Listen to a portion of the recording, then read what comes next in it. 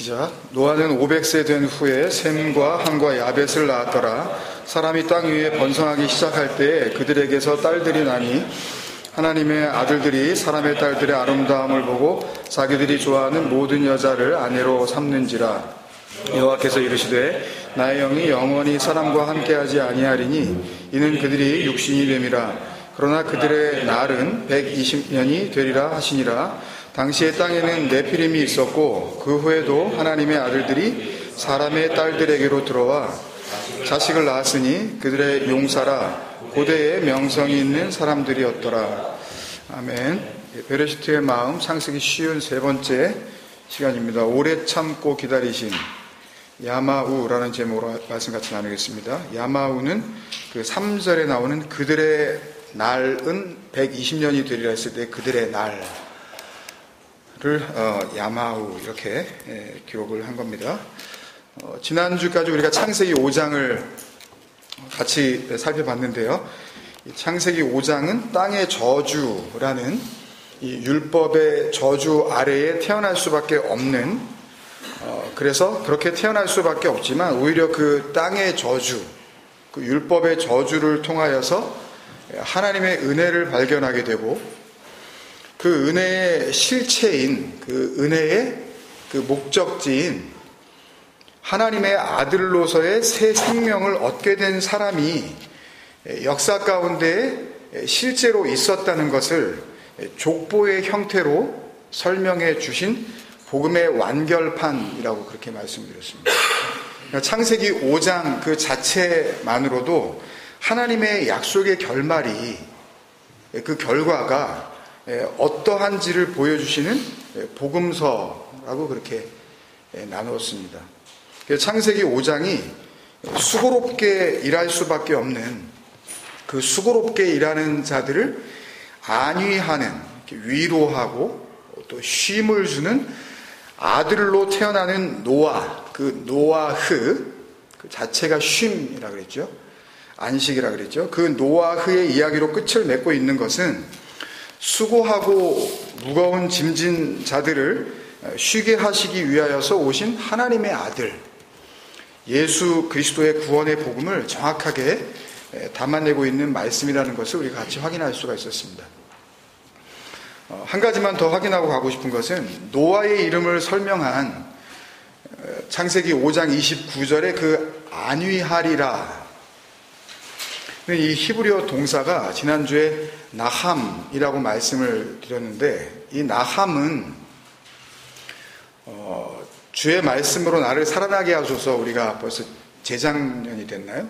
이 시편 119편 말씀을 가지고 이렇게 그 한 단락 한 단락 말씀을 나눌 때 그 7번째 단락, 그 2번째 말씀, 시편 119편 50절이죠. 이 말씀은 나의 고난 중에 위로라, 그 단어예요. 주의 말씀이 나를 살리셨기 때문이다.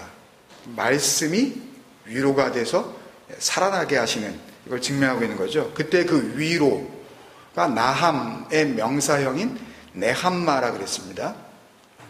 근데 이 네함마는 그때도 말씀드렸지만 구약 성경에서 딱 2번 사용이 됐는데, 이 시편 119편 50절과 욥기 6장 10절에서 이렇게 인용되면서 하나님의 위로는, 성경을 통해서 알려주시는 하나님의 위로는 다름 아닌 하나님의 말씀에 의한 위로라는 것을 우리에게 정확히 알려주시고 있다고 그랬습니다.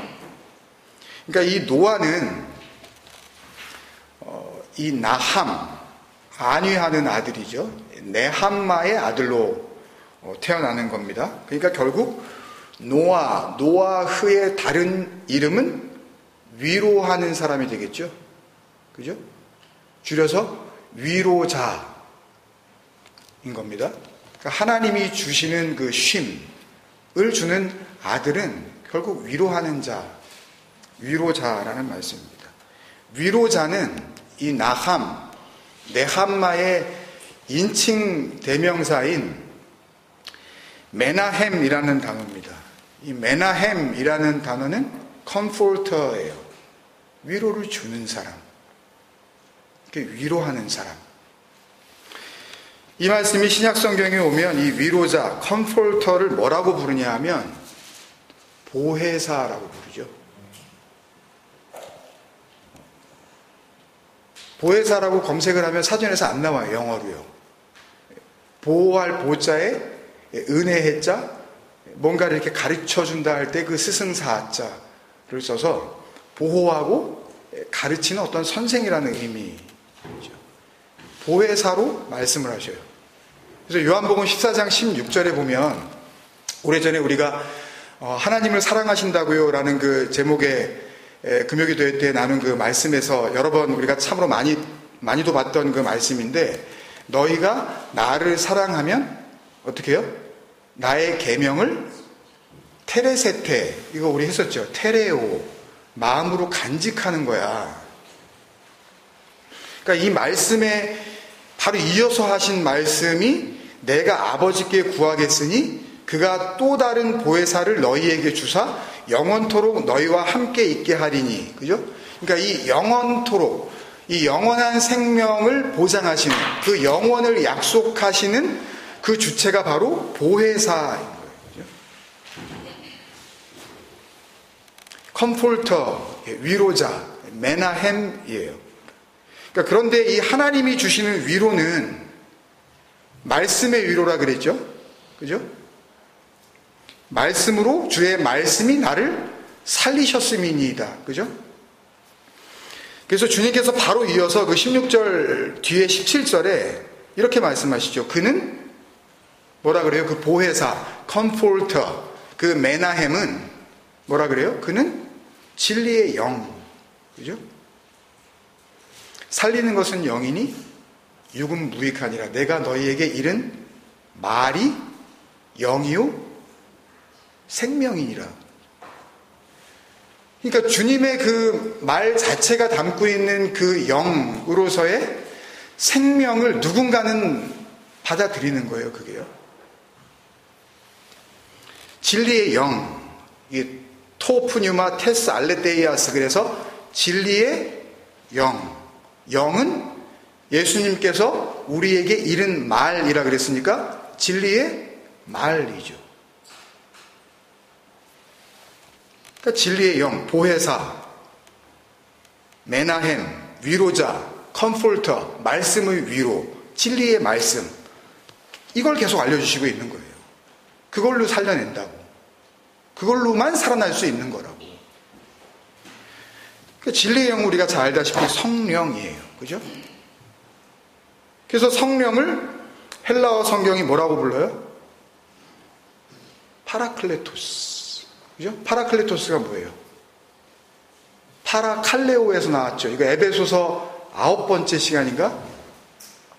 너희에게 권하노니 파라칼레오 할 때 이거 같이 했었던 건데, 파라칼레오, 가까이로 이렇게 불러서, 그래서 그 진리의 말로 이렇게 살려내는 거, 지켜주는 거, 위로하는 거, 그걸 파라칼레오, 그 파라칼레오, 권면하노니, 그러니까 권면은 아무나 하는 게 아니라 그랬죠. 성경이 이야기하는, 그럼 뭐 아무 말도 못하겠네 이제, 뭐 그런 이야기가 아니라 성경이 이야기하는 그 복음으로 말미암은 그 권면은 아무나 하는 게 아니라고요.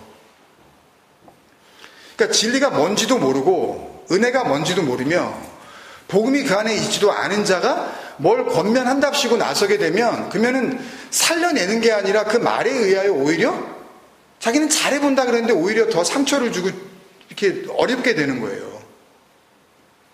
그러니까 파라칼레오, 그 위로하는 거, 그러니까 파라클레토스, 위로 자아가 되는 거죠. 성령이에요, 그게요. 무슨 좋은 귀신이 따로 있는 게 아니라 성령이 막 이렇게 공중에 떠돌다가 뭐 그 좋은 귀신이 나한테 들어오면은 내가 성령을 받았다고 벌벌 떨면서 뭐 내가 체험을 했다고, 뭐 이상한 체험을 했다고, 그런 종류의 이야기를 하시는 게 아니라고요, 이게요. 진리의 말을 말씀하시는 거예요. 하나님의 말씀, 들려지면 살아나는 아버지의 아들의 그 음성, 그걸 이야기하신다고요. 복음. 지난주 말씀과 이어서 여기까지 좀 정리를 한번 해보면 하나님께서는 창세기 5장을 통해서 노아흐, 하나님이 주시는 참된 안식이죠. 그 안식과 함께 이 아들이 안위하리라. 나함의 아들이죠. 네함마, 메나헴의 아들이에요. 뭐예요? 보혜사 성령이죠. 그 성령을 가지고 은혜의 그 선물을 가지고 구원을 이루어 주실 하나님의 아들 예수 그리스도를 정확하게 약속하고 계시는 말씀이라는 거죠. 그냥 복음이에요, 그 자체가. 구구절절이 은혜의 약속이라고요. 그러니까 귀가 있는 자는 듣는 거예요. 그러니까 그 귀가 복된 겁니다. 구원이기 때문에 그 자체로. 그리고 이제 6장부터 그 안식의 아들, 그 성령의 아들, 진리의 말을 의미하는 그 노아를 주인공으로 한 이야기가 이 노아의 세 아들의 족보로 마무리되는 10장까지 이렇게 길게 이어지죠. 그러니까 그렇게 보면 창세기 5장까지는 비교적 짧은 단락 속에서, 비교적 짧은 문장 속에서 하나님께서 주시려고 하는 그 은혜, 그 노아흐, 그 참된 안식을 설명하고 약속하고 계셨다면 창세기 6장부터는 이제 훨씬 더 좀 내용이 길어지면서 이제 긴 스토리 라인 속에서 그 긴 내러티브의 형식을 빌려서 한 사람의 인생의 일정 기간 동안 그 사람과 특별한 방법으로 함께 하셨던 하나님 자신을 드러내 주시면서 또 역시 같은 은혜, 그 같은 약속인 참된 안식으로서의 그리스도, 그 보혜사 성령으로서의 진리의 말씀인 복음을 계속 들려주고 계시다는 것을 우리가 알 수가 있어요. 이제 이야기가 다 길어져요. 10장 이 노아의 이야기가 끝나면 잘 아시다시피 11장, 12장부터 해서 25장까지 훨씬 더 긴 호흡으로 아브라함의 이야기를 하시게 되죠. 11장은 12장을 말씀하기 위해서 이 바벨의 사건이 나오죠. 말이 혼잡해지는, 그러니까 더럽혀진 말과 진리의 말이 있다는 것을 알려주시기 위해서 그냥 뭐 언어가 그냥 나뉘어졌대, 단순히 어떤 그런 역사적인 사건을 이야기하시는 것이 아니라 더럽혀진 그 비진리의 말, 그 세상 속에서도 하나님의 은혜 가운데 면면히 이어나가는 은혜의 족보들이 있단다, 얘들아. 셈의 족보, 예수 그리스도로 올라가는 그 족보, 살리심을 받은 이들이 있다는 것을 알려주시는 11장의 이야기를 거치게 되는 거죠. 그리고 아브라함 이야기가 끝나고 이삭, 야곱, 요셉에 대한 이야기도 전부 100년의 세월의 어떤 긴 이야기들을 가지고 말씀을 하고 계셔요.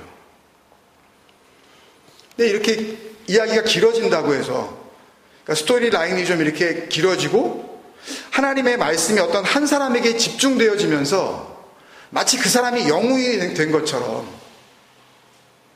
그 사람이 뭔가 대단한 어떤 이 믿음의 소스를 가지고 있는 것처럼 그렇게 비추어지고, 또 여러 가지 기적적인 일이 일어나면서 상당히 오랜 기간 동안 일어났던 다양한 사건들을 다루시고 있다고 해서 그 말씀하시는 의도가 그때마다 다른 교훈을 주시고 있다고 보면 안 돼요.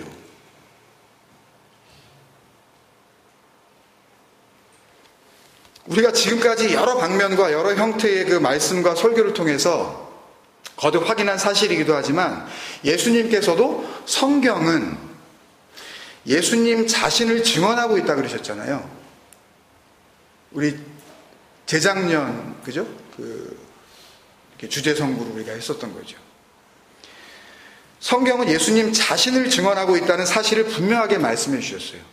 성경이 예수님 자신을 증언한다로 그 번역한 헬라어 동사 마르티레오는 충분하고 검증된 아주 정확하고 분명한 정보와 증거를 제공한다라는 의미거든요. 그러니까 무슨 말이냐면, 성경은 예수님이 말씀하신 그 시점으로 보면 모세오경, 우리가 지금 읽고 있는 이 창세기는 물론이거니와 시편과 선지자들의 모든 이야기들, 그러니까 지금으로 치면 구약 성경이 되겠죠. 그 모든 성경은 예수에 대한 정보, 예수가 뭡니까? 아들을 낳으리니 이름을 예수라 하라. 이는 그가 자기 백성을 그 그들의 죄에서 구원할 자이심이라. 그죠? 마태복음 1장 26절에 예수 어디서 온 거예요? 예호슈아에서 온 거 아니에요. 여호수아.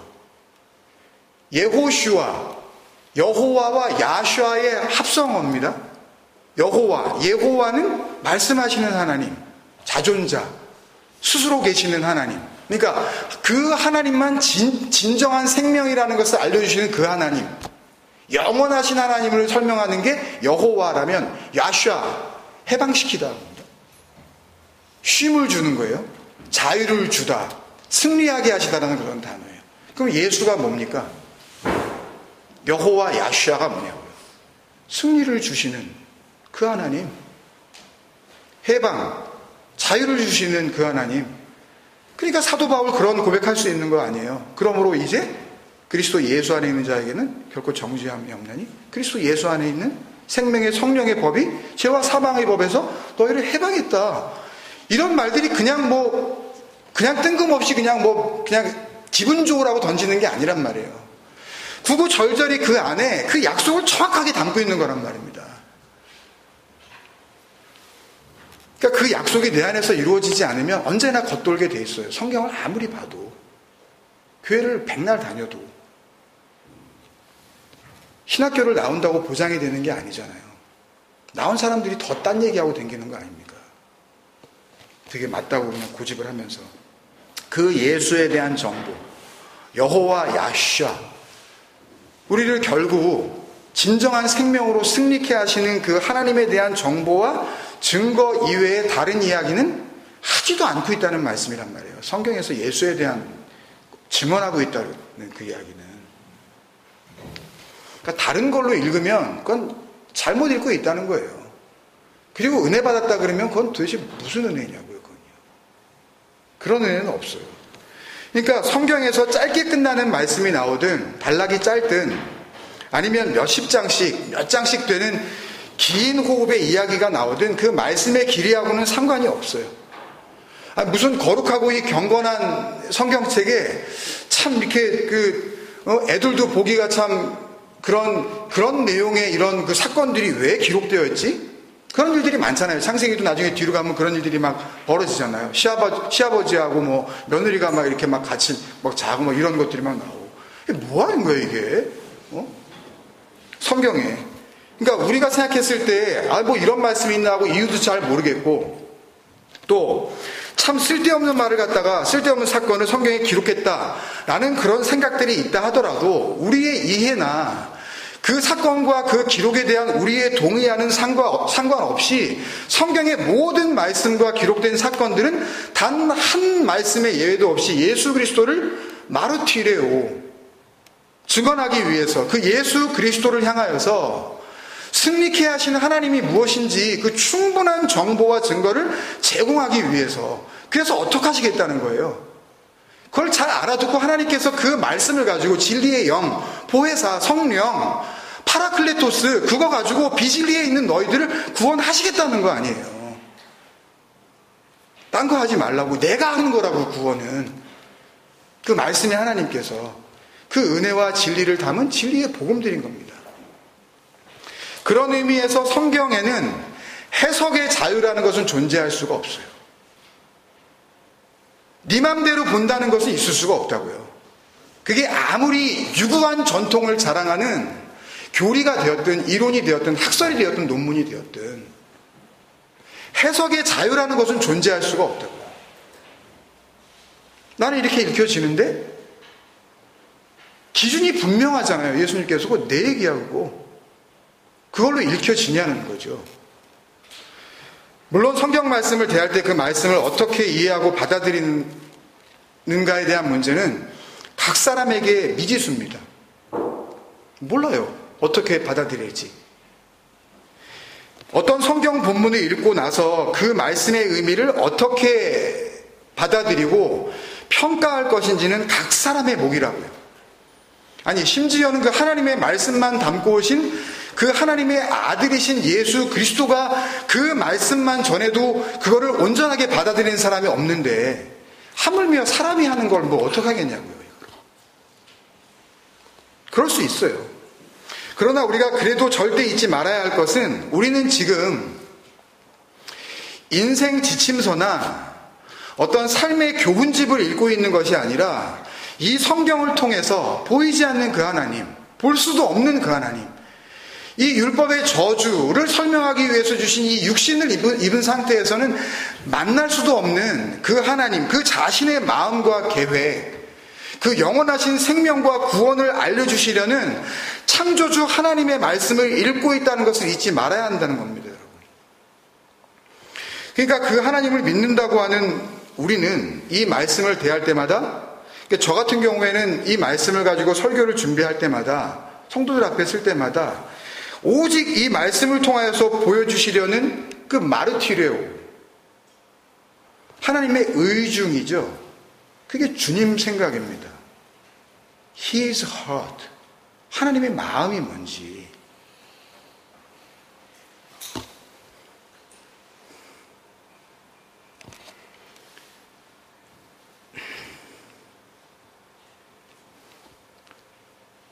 그걸 내가 지금 정확하게 읽어내고 있는지, 그게 보이는지 고민하고 프로시코마이 기도해야 된다는 말씀입니다. 하나님의 원함이 그거예요. 하늘의 뜻이 이 땅에서도 이루어지기를 원한다. 그래서 예수님께서도 복음서에 여러 번 내 말이 너희에게 어떻게 들리는지 스스로 잘 좀 봐봐, 여러 번 그러신 거 아니에요? 그건 니네가 할 일이야. 스스로 한번 잘 봐봐. 그게 너무 중요하니까요, 그게. 나는 너희에게 지금 영원한 생명이라는 하나님의 약속, 그 진리를 말하고 있는데 그 진리가 진리로 들리니? 내 말이 진리로 들리면, 내 말이 복음으로 하나님의 그 선물, 영원하신 은혜로 들리면 너희는 자유를 얻게 되는 건데 그 자유를 얻은 건 맞니? 내 말이, 너희가 내 말에 거하면 참으로 내 제자가 되고 진리를 알지니 진리가 너희를 자유케 하리라가 됐니 안 됐니?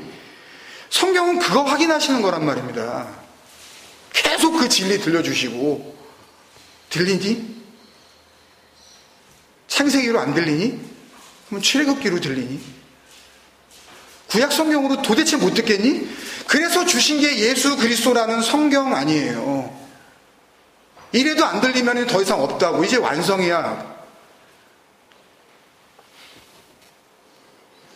그 창세기 우리 48번째 시간 그 라메게오의 시부아 타임에서도 그 누가복음 8장의 말씀을 봤었지만 마가복음 4장 24절 25절에도 그 같은 말씀이 나와요. 또 이르시되 너희가 무엇을 듣는가 스스로 삼가라. 이 블레페테티 아쿠에테. 어떻게 들리니? 어떻게 들리냐 한번 잘 좀 봐봐, 너를. 이 얘기거든요. 너희의 헤아리는 그 헤아림으로 너희가 헤아림을 받을 것이며 더 받으리니 있는 자는 받을 것이요 없는 자는 그 있는 것까지도 빼앗기리라.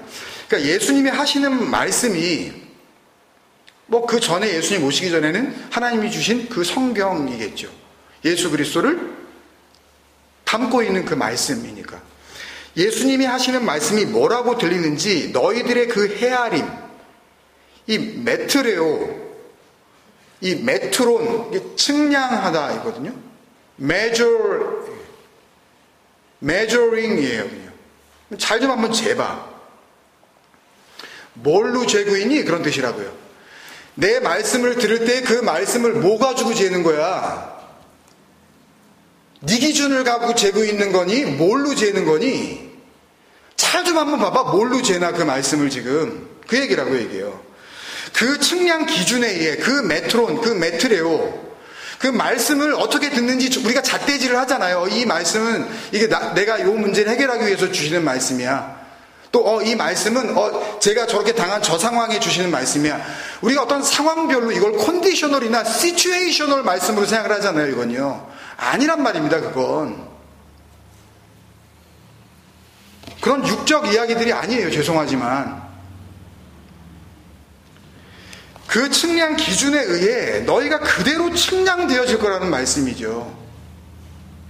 말씀을 들을 때 네가 듣는 그 들음이 너의 심판이란 이야기예요. 누구에겐? 구원이 되겠죠. 그러니까 주님께서 블레빼 블레뽀 잘 좀 조심해야 된다, 진짜 말 들을 때. 나로 인하여서 실족하지 않는 자가, 나를 잘못 이해하지 않는 자가 그게 복이야. 이런 말씀들이 진정한 의미를 몰라요. 그러니까 십자가가 됐든 뭐 성탄절이 됐든 뭐 그게 사실이든 아니든 상관없는 거죠. 그냥 내가 좋으니까. 좋잖아요. 그냥 부활절 새벽기도 이렇게 나가가지고 뭐 사람들 모여가지고 막 뭐 부활하셨다 뭐 이렇게 찬양하고 그러면 뿌듯해지면서 그 부활에 동참했다고 또 뭐 이렇게 뭐 그러니까 뭐 주님 부활하셨습니다 뭐 이러면서 또 옆에서 또 추임새를 넣어주고 기분이 좋아지잖아요. 그러니까요. 뭐 돈도 얼마 냈고. 예? 죽어도 살 것 같죠. 그냥 불사조 거의 뭐 그런 식으로. 뭐가 뭔지 모르는 거예요. 그냥 필요 없어요. 그게 뭔지 알 필요도 없고 그냥 내 마음이 좋으면 되는 거예요. 그냥 내 기분이 좋으면, 돌아오는 발걸음이 그냥 기분 좋으면 그러면 땡이라고요. 그냥 그걸로 질리고 나발이고 필요가 없는 거예요. 이 세상이 그래요. 그게 혼잡해진 말의 세상입니다. 진리가 진리로 인정되어지지 못하는 세상, 교리와 전통과 학설과 논문으로 떡칠이 되어져 버린 이 세상 기독교. 그런데 예수님께서 모든 성경은 예수님 자신을 증언하고 있다고 그러셨으니까 결국 그 말씀에 대한 그 헤아림, 그 메트레오, 그 측량 기준은 누구라는 거예요? 예수 그리스도라는 거죠. 예수 그리스도밖에 없다는 거죠. 다시 한번 말씀드리면 성경의 모든 말씀을 대할 때에 그 말씀을 통하여서 예수 그리스도가 그 말씀을 측량하는, 그 말씀을 이해하는, 말씀을 깨닫게 되어지는 그 결과로서 우리에게 주어지고 있느냐라는 말씀입니다. 성경 이해의 기준, 말씀 해석의 기준, 설교의 기준, 네 속에 뭐가 들어있니? 우리 삶의 기준, 하나님을 믿는다고 하는 내 기준, 거기에 예수 그리스도 안에 그 기준이 잘 세워져 있는지 보라는 말씀입니다. 그래서 말씀을 많이 보는 것도 좋고요. 다양한 목사님 여러 설교를 들어보는 것도 좋고, 또 뭐 우리 같으면 창세기 진도를 이게 뭐 5장 말미 뭐 6장 이제 뭐 겨우 들어갈 둥 말둥하고 뭐 지금 6장 본문은 이야기하지도 않는데 지금 오늘 53번째 시간 아닙니까? 잘 아시다시피 창세기 50장까지 있잖아요. 이런 페이스로 나가면은 몇 번 하겠다는 거예요, 설교를 도대체? 좀 빨리빨리 좀 나가지 좀. 언제까지 하려고 저 깝깝해가지고 이제 숨 넘어가겠네. 뭐 그럴 거 아닙니까, 이거. 설교 듣다가 깝깝해가지고. 그게 진도를 빨리빨리 나가는 것도 뭐 좋을 수가 있겠죠. 근데 진도를 빨리 나가면 뭐 하나요? 정작 중요한 것은 성경 말씀을 보는 내 안에 있는 그 헤아림의 기준이, 그 측량 기준이 무엇인지, 이 말씀이 무슨 말씀으로 들리는지, 우리 아까 찬양한 것처럼 좀 멈춰 서서 이게 지금 내가 드러나고 있는 건지, 입에 발린 소리로는 뭐 하나님 영광 받아 주옵소서, 뭐 주님을 찬양합니다 그러는데 결국 지금 지은혜를 이야기하고 자기가 받고자 하는 어떤 그런 이기적인 그 복만을 생각하고 그러고 있는 것은 아닌지 우리가 스스로 좀 잘 봐야 된다는 거죠. 왜냐하면 내 안에 있는 그것으로 말미암아 우리가 하나님 앞에서 그대로 헤아림을 받을 것이기 때문에 그래요. 그 산상수훈 그 마지막 장 마태복음 7장에 비판하지 말라는 그런 말씀 가운데 너희가 하는 그 비판으로 비판을 받을 것이며 너희가 하는 그 헤아림으로 헤아림을 받을 것이라는 그 헤아림, 그게 이거거든요. 메트레오. 자기가 하나님 자리에 앉는 거예요. 이 말씀은 그런 말씀이지. 그 말씀이 예수 그리스도로 그 하나님의 약속으로 정확하게 귀결이 되고 있는지, 그게 내 마음에서 분명히 나오는 그런 하나님의 은혜인지 보라는 말씀이에요. 특히 오늘부터 시작되는 이런 긴 호흡의 말씀들을 우리가 대하게 되면 더더욱 우리는 조심해야 됩니다. 왜냐하면 이 노아의 그 홍수 이야기는 뭐 교회 문턱에 안 가본 사람들도 다 알아요. 뭐 영화로도 나와서 이렇게 뭐 패러디 됐고 뭐 그랬기 때문에 뭐 이런 저런 경로로 많이 들어왔기 때문에 그거 다 알아. 뭐 아브라함 뭐 애 못 낳은 거 뭐 다 알아. 뭐 이렇게 다 안다고 생각을 하죠. 그렇게 뻔하다고 생각하는 선입견을 마음속에 갖고 있을 수 있기 때문에 그래요. 스토리의 길이가 길어지고 내가 잘 아는 이야기가 나왔다고 할지라도 말씀하시는 하나님은 여전히 다른 이야기 안 하시고 하나님의 영원한 위로와 예수 그리스도로 완성하시려는 그 성령, 그 진리의 말씀, 구원의 약속만을 이야기하고 계신다는 것을 우리는 놓치지 말아야 하는 겁니다. 다음 주에 우리가 조금 더 구체적으로 하나하나 살펴보겠지만 특히 오늘 3절 말씀에 대한 일반적인 선입견이 그런 하나님의 의중을 놓치게 하는 빌미가 되기도 합니다. 오늘 3절 말씀에 보면 여호와께서 이르시되 나의 영이 영원히 사람과 함께 하지 아니하리니 이는 그들이 육신이 됨이라. 그러나 그들의 날은 120년이 되리라 하시니라 는 말씀을 읽으면서 적혀있는 그대로 그냥 이해해서 이제 홍수 심판이 지나고 나면 사람의 수명은 120살 이상 살지 못하게 된다는 의미로 이해하는 경우가 굉장히 많습니다. 이 말씀을 그렇게 이해하는 사람들은 대개 오늘 읽은 그 5장 마지막 절 노아가 500세 된 후에 셈과 함과 야벳을 낳았다는 그 말씀을 시점으로 해서 뒤에 이제 홍수가 터져 나오는 그 시작되어지는 시점이 창세기 7장 11절에 나오는데 그때 보면 노아가 몇 살이라 그래요? 600세 되던 해 두 번째 달 이렇게 나오죠. 그런 말씀이 있기 때문에 이 두 말씀의 간격이 100년밖에 안 되니까 이 120년은 다름이 아닌 그냥 글자 그대로 홍수가 나서 막 뭐 땅에 있는 물도 터져 나오고 또 이렇게 창조과학에서 이야기하는 오존층에 이렇게 잘 이렇게 온실처럼 둘러싸고 있던 물들이 다 쏟아져 내려버렸기 때문에 이제 막 적외선과 자외선이 막 그냥 우리의 환경을 갖다 오염시켜서 수명이 그냥 단축이 되어지고 뭐 그랬기 때문에 이제 120살밖에 살지 못하게 된다. 뭐 이런 쪽으로 이제 이해를 하게 되거든요. 그러니까 이 120년은 글자 그대로 인간 수명을 제한하는 하나님의 특별한 조치가 맞다라고 생각을 하는 거죠. 여러분은 어떻게 생각하세요? 하지만 거기에는 중대한 오해가 있습니다. 지금 이 창세기 6장 3절에서 하나님이 그들의 날이 120년이 되겠다라고 하신 말씀은 창세기 5장 32절의 시점에서 말씀하셨다라는 근거가 전혀 없다는 데 있어요. 무슨 이야기냐 하면 성경 말씀이 우리는 어떻게 생각하냐 하면 우리가 생각하는 어떤 시간의 흐름을 따라서 순서대로 기록되었을 것이라는 생각을 기본적으로 우리가 가지고 있어요. 예를 들면 창세기 2장은 창세기 1장보다 나중에 일어난 일이고 또 창세기 2장은 창세기 3장보다 먼저 일어난 일이라는 생각을 그대로 가진 채 본단 말입니다.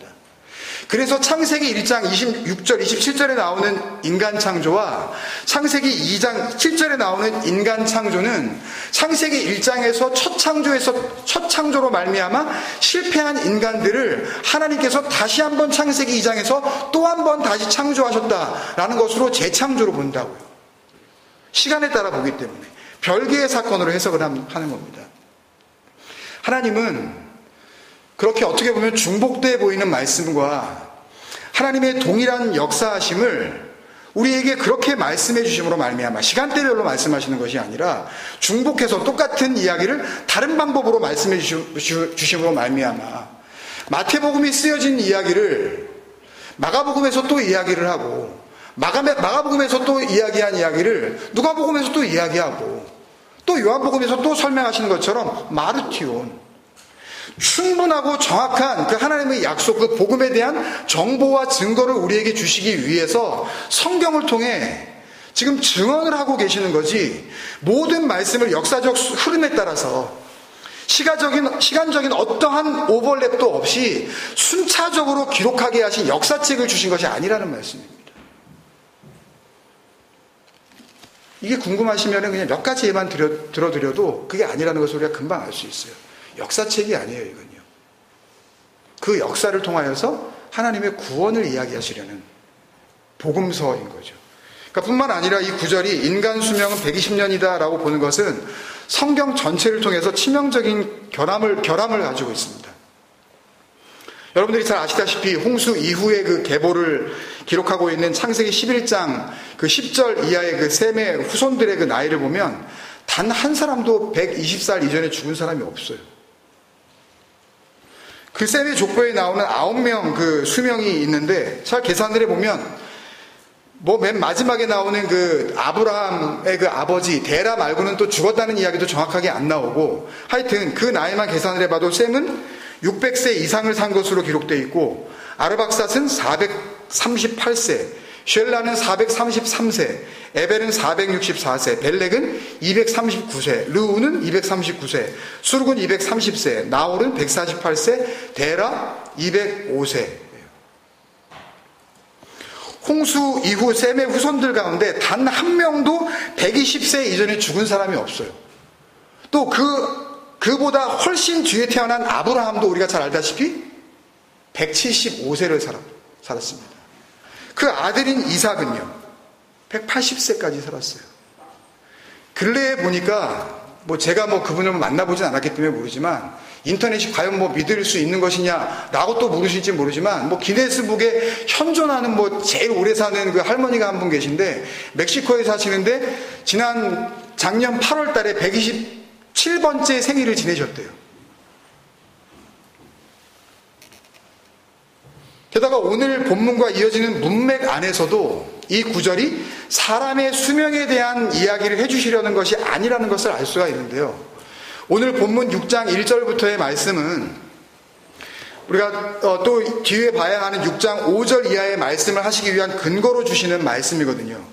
6장 5절을 보면 여호와께서 사람의 죄악이 세상에 가득함과 그의 마음으로 생각하는 모든 계획이 항상 악할 뿐임을 보시고라고 되어 있는데, 히브리어 성경은 동사, 이 보시고, 이 동사를 먼저 이야기하거든요, 언제나. 이 라아라는 이 동사를 제일 먼저 내밀게 되는데, 전에도 한번 말씀드린 적이 있지만, 그래서, 그렇기 때문에, 그 접속사로서의 의미를 가지고 있는 히브리어 접속사, 바브 접속사라는 그 접속사가 포함된 동사용으로 나옵니다, 이게.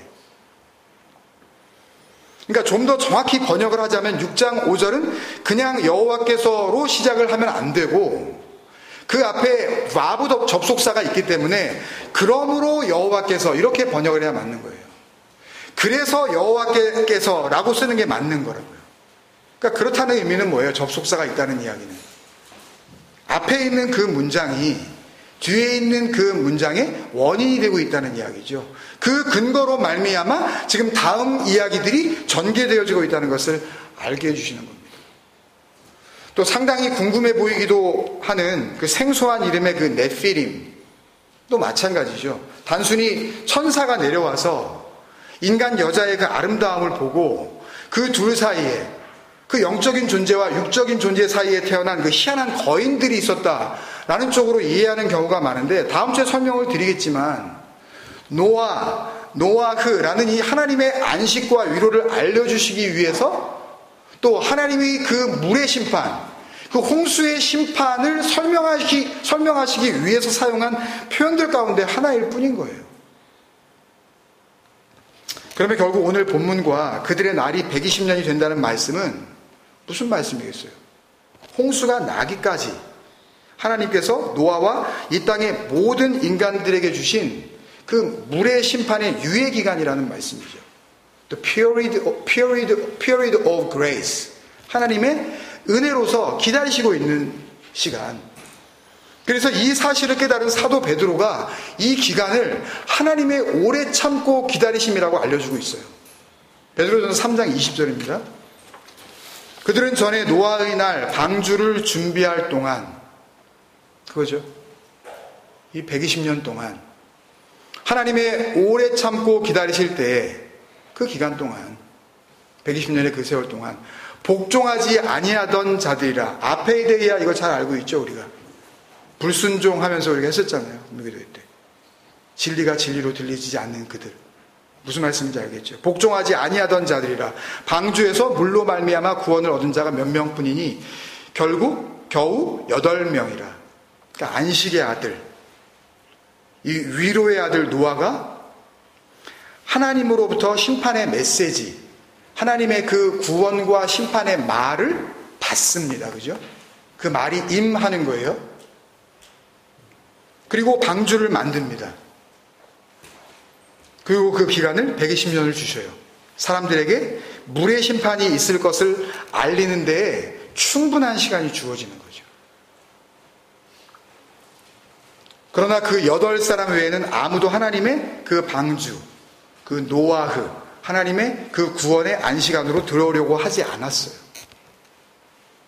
여러분, 우리가 120살까지 살 수 있을지는 모르겠어요.